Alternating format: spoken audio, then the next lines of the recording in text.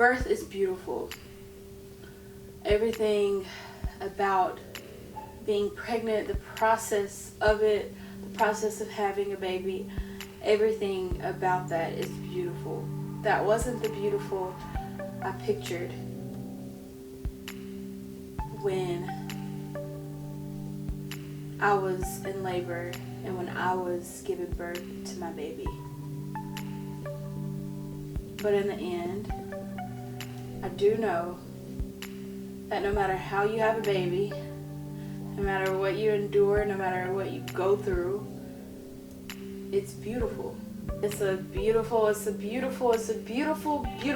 lovely thing to be able to give birth to a baby.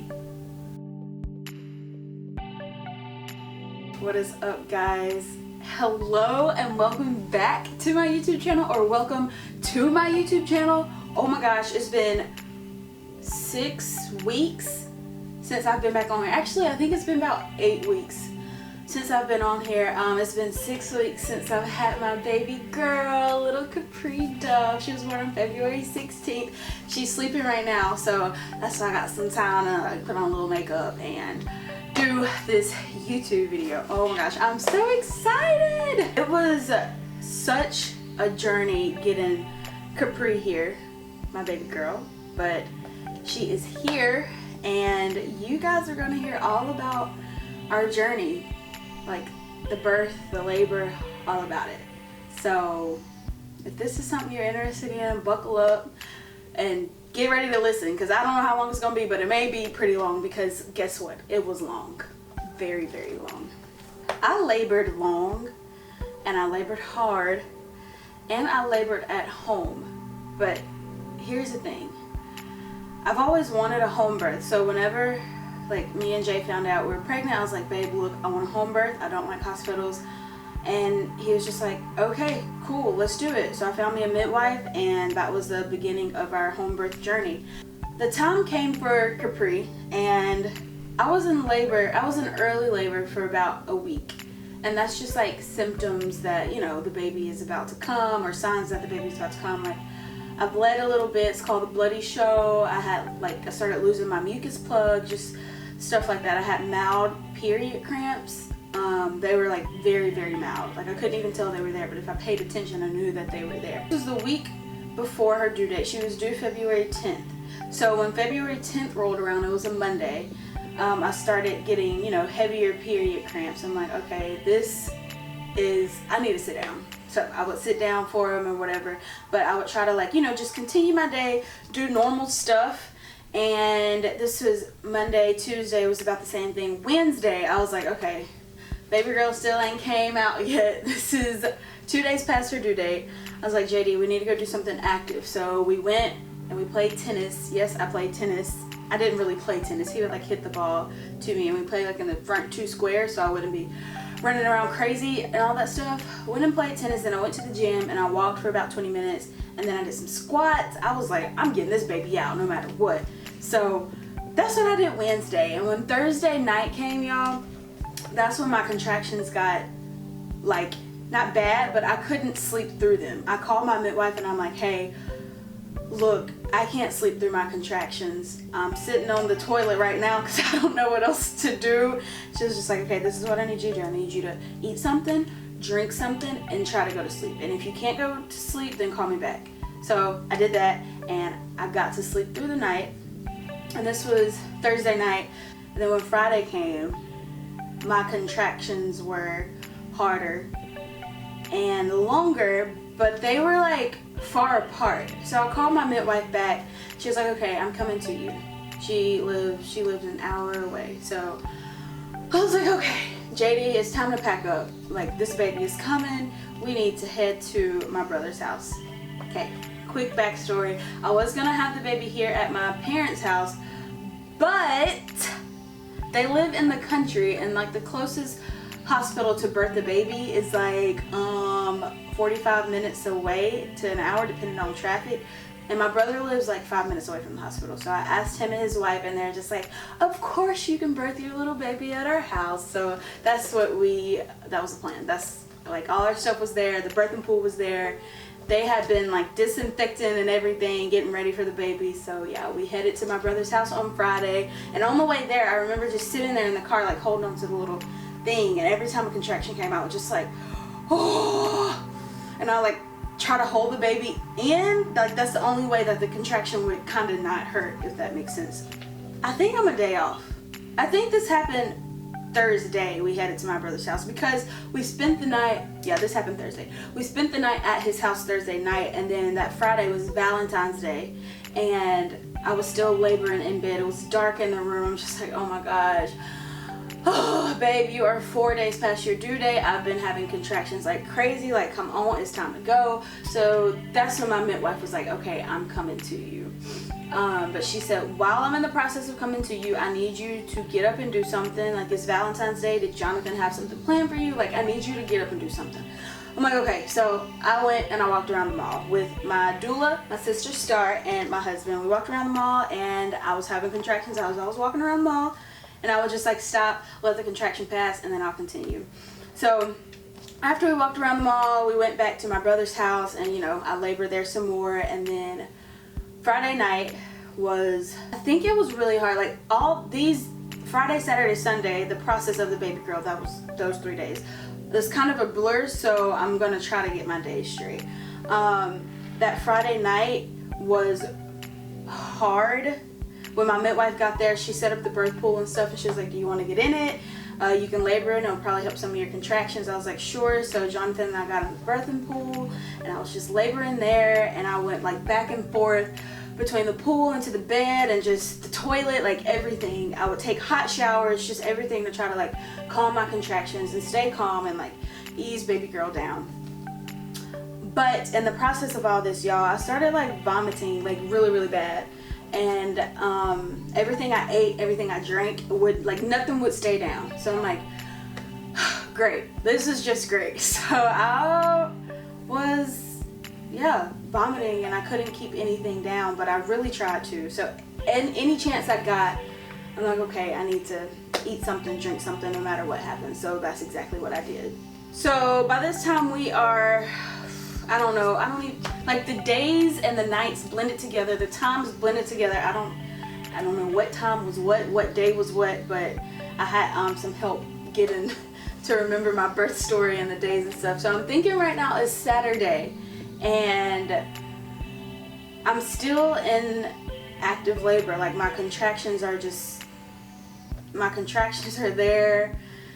Oh, everybody's timing them. They're longer, stronger, closer together. I'm like, okay, what is going on? Baby girl is not coming. This is Friday the 15th, and my due date was Monday the 10th. Like, come on. So, like in the process of me vomiting and stuff, my water broke. Like, my water broke from me vomiting. It broke, and my midwife checked me to see how many centimeters I was dilated. She did. I really don't remember this, but I'm just like, okay, cool, water broke, this is what I need to do. I guess just chill. Y'all, I don't know, I'm just trying to remember. But anyway, I remember like me feeling really, really, like feeling like I had to poo really, really, really, really, really bad. Like it felt like somebody took a chair or like a little seat and sat on my sacrum, and was just like a really, really heavy person sat there and was just like pushing down on my sacrum, or I guess I could say my butt bone for those who don't really know. So I'm like, okay, I feel the urge to push. I need to push. I gotta push. So I'm on the bed at this point, just pushing hard to get a baby out, and nothing's happening. So we went from the bed and we went to the birthing pool. Same thing. I'm just pushing. Nothing is happening. And by this time it's maybe midnight or 1, 2 in the morning. My midwife is like, okay, you need to get some rest. You are really tired. You've been laboring for 2 days now. You need to get some sleep. Take this Benadryl and try to go to sleep. So I took that Benadryl. I think I took 2 Benadryl. She was like, by this time, like, this is not going to affect the baby. So I took my Benadryl, tried to go to sleep, try to eat something, try to drink something, and what do you know? I wake up, well, 1, I can't go to sleep and get rest. 2, I sit up and I throw up the Benadryl I just took and everything I just ate. So I'm like, okay, cool. My sister is there. My husband is there. They're just trying to comfort me. My mom is in the living room and my midwife is in the living room by this time. And I don't know what was happening, but like 5 minutes later, my midwife came back and she said, Hannah, oh, I'm about to start crying. She said, Hannah, it's time to go to the hospital. And y'all, I broke down in tears because I don't like the hospital. I'm scared of hospitals. Like, y'all may just be thinking like, why is she scared of hospitals? I don't know why I am, but I just don't like the hospital. I never wanted to have my baby in the hospital. So when those words came out of her mouth, I just immediately started crying. But I had been in labor for so long. I was dehydrated. I couldn't keep any fluids down. I was throwing up. Like, it was crazy. My wire had broke, so I'm like, okay, let's go. So I packed up my stuff. Well, my husband and my doula and my mom packed up my stuff and we headed to the hospital. And y'all, let me tell you, when I got to the hospital, put me in a wheelchair, brought me in, whatever, and like they pulled me up to the desk and they asked me all this stuff like, what's your name, what's your last name, what's your birthday? I'm like, can y'all not see that I'm in pain? I do not want to answer these questions. Get me to a room, get me in a bed, and let me try to relax and then come ask me these questions. So I got like snappy at them and I'm like, I told JD, I said, babe, I'm not answering these questions right now. They're trying to get my license and stuff. I'm like, y'all, are you serious right now? So I said, babe, I'm not answering these questions. So he tried to answer as much as he could. They put me in a hospital bed and they start strapping all this stuff on me. They had to keep my heart rate, the baby's heart rate, like all this extra stuff. Mind you, I'm at home laboring. And when I'm at home, I can move freely, do what I need to do, get in a comfortable position, whatever it takes to like make the contraction not feel as bad as it was feeling. So all this stuff is hooked up to me. I got these IVs in my arm. I'm like, what in the world is this? They're like, you need to go put on a hospital gown. Y'all, by this time I'm naked in the bed, like just laying there. So I went and put on the hospital gown, came back, and I'm just like, this is terrible. The bed is hard.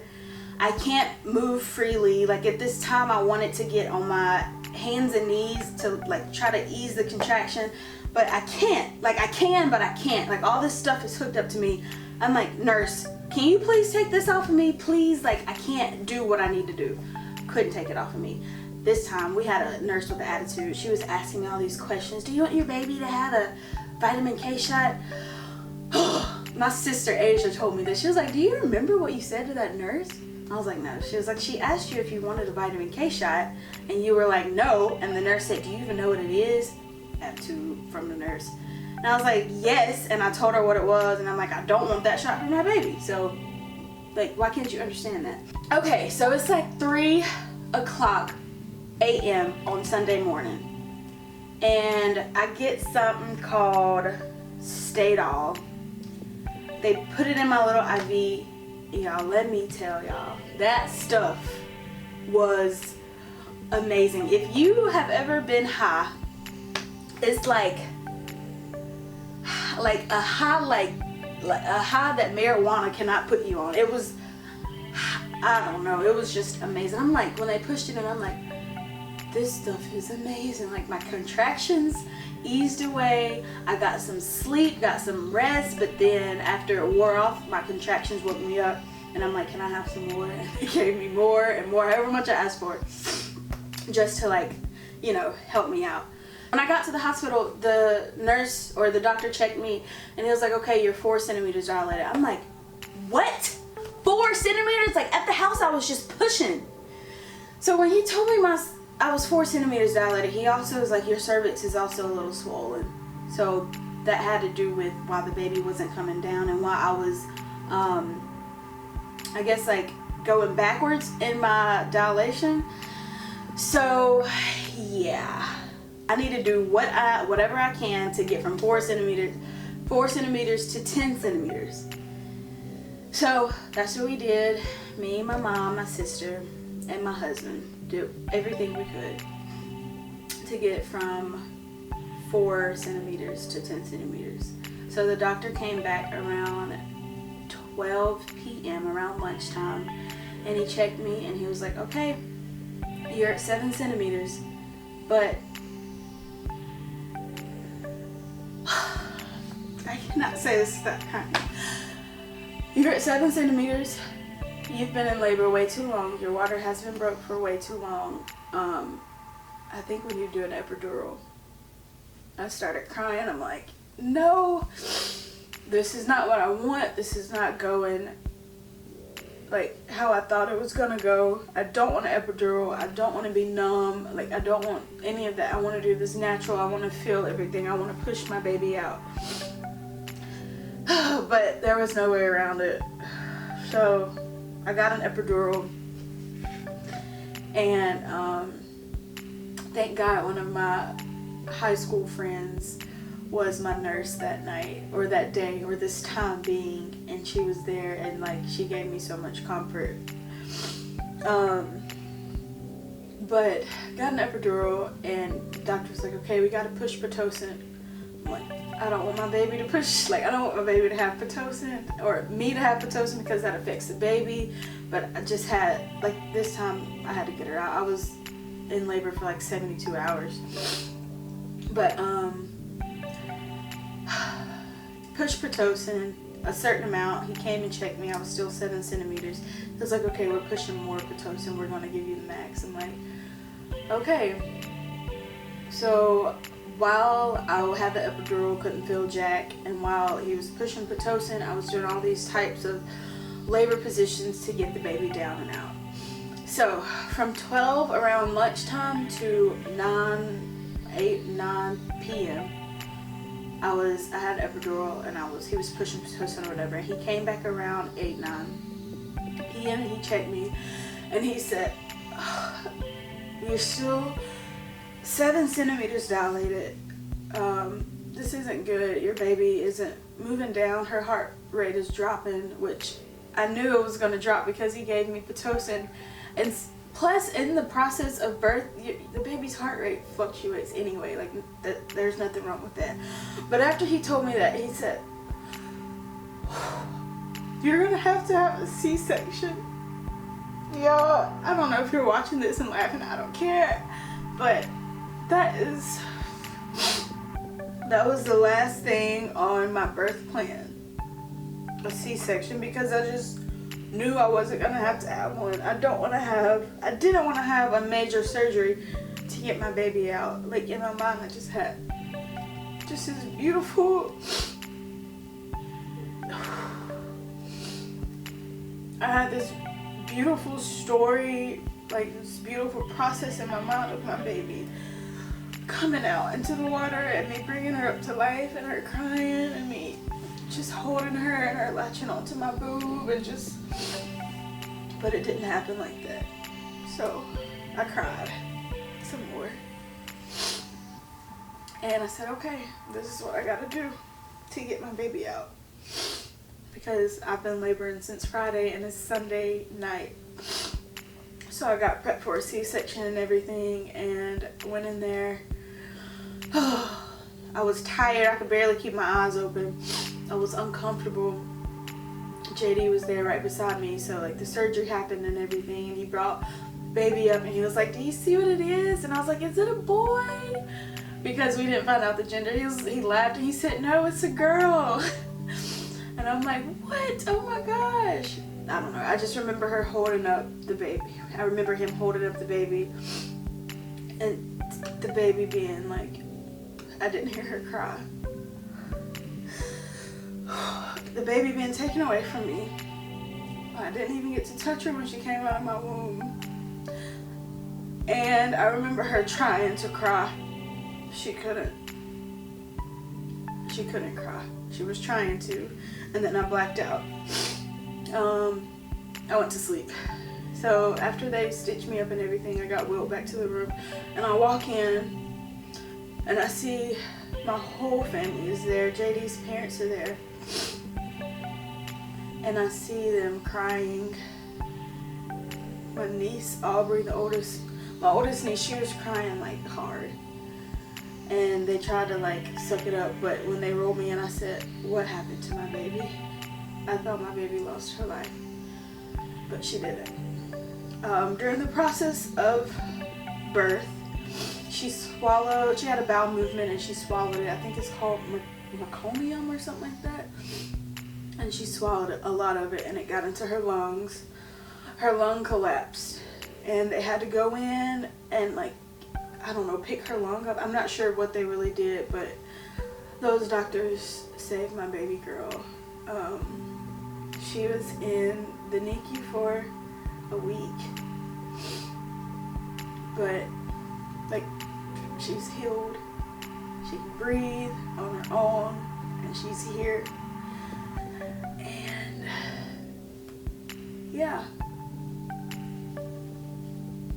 she's here, and I'm grateful and thankful, and she is just my reminder that yes, a man saved her physically, but no man can do that.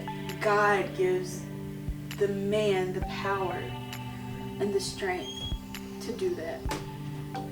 I remember finally getting to go to the NICU to see her and hold her, and when I held her, I just started crying because I knew that the right call was made. Even though I wanted a home birth, the right call was made, and if not, then I could have lost my baby girl.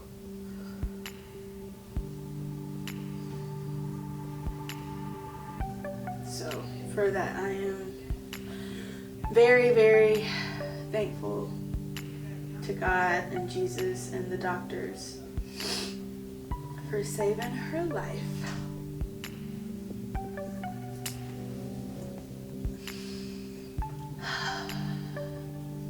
Okay.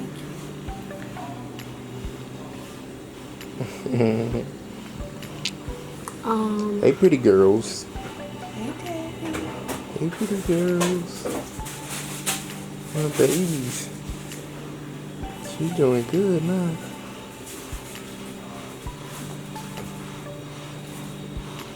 You feel good with mommy?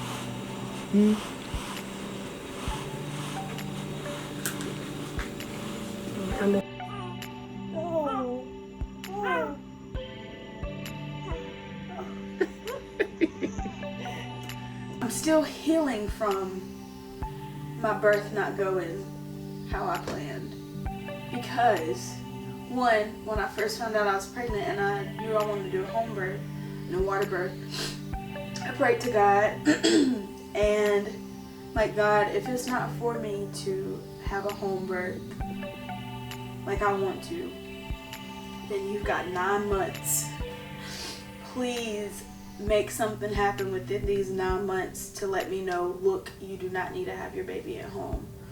And nothing happened in those 9 months, but something happened within those 72 hours that let us know that this baby being birthed at home it's not gonna happen with this baby. And I was upset with God, for one, because I'm like, God, come on, I gave you 9 months. And that's probably where I messed up. Like, you can't give God a certain amount of time. He's just looking at you like, did you really just say that to me?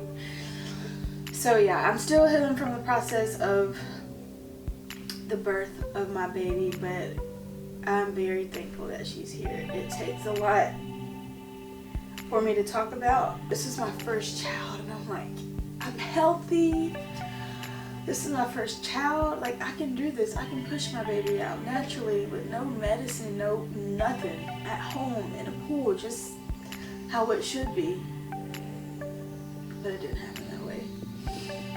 I know I've said this before, but y'all, I really am thankful that my baby girl is here, and I'm thankful for the process of a cesarean section, because without it, then who knows what, I know what would have happened to my girl, and then I wouldn't be able to live with myself.